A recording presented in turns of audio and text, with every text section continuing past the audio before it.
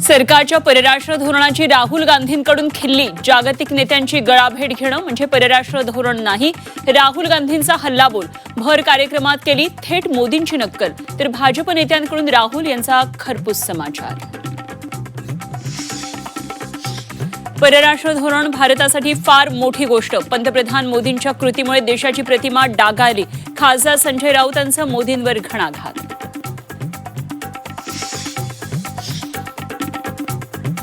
राहुल गांधी छिछोरगिरी करणारे नेते. मुख्यमंत्री फडणवीसांची टीका. पंतप्रधान पदाचा अपमान केल्याबद्दल देशाची माफी मागा. फडणवीसांचा राहुल गांधींना सल्ला. पंतप्रधान मोदी शहांनी बाळासाहेब ठाकरेंचा पक्ष आणि चिन्ह विकलं. खासदार संजय राऊत यांचा गंभीर आरोप. तर केंद्रीय निवडणूक आयोगावरही घणाघाती टीका. लोकन्यायालयानं शिवसेना शिंदेंना दिलीये पक्ष चिन्ह वादावर फडणवीसांची प्रतिक्रिया. शिवसेना पक्ष ठाकरेंचाच, सुप्रिया सुळेंचं विधान.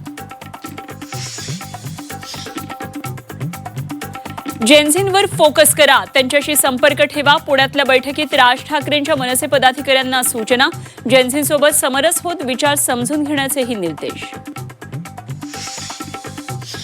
जनगणनेवेळी नागरिकांची जात विचारली जाणार. जातनिहाय जनगणनेचा केंद्र सरकारचा निर्णय. 40 प्रश्नांची यादी प्रसिद्ध.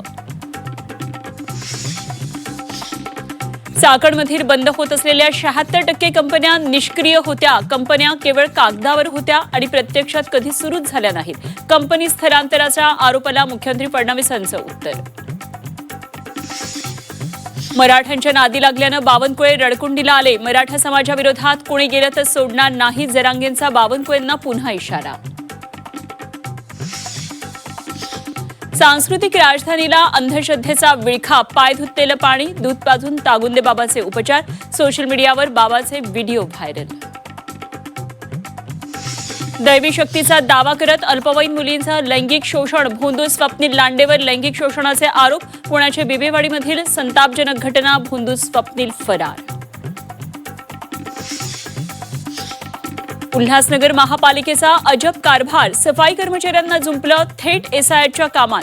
तर कामात हलगर्जीपणा केल्यानं 7 सफाई कर्मचाऱ्यांवर गुन्हाही दाखल. रिक्षा टॅक्सी चालकांना मराठी शिकण्यास मुदतवाढ. अमराठी चालकांना महिनाभराची मुदत. महिनाभरात मराठी न शिकल्यास परवाना 3 महिने रद्द. एसटीकडून झीला मोठा दिलासा. 3143 कोटींच्या निधी उभारणीला मंजुरी. सेबीच्या 2 महिन्यांच्या बंदी दरम्यान झीला दिलासा.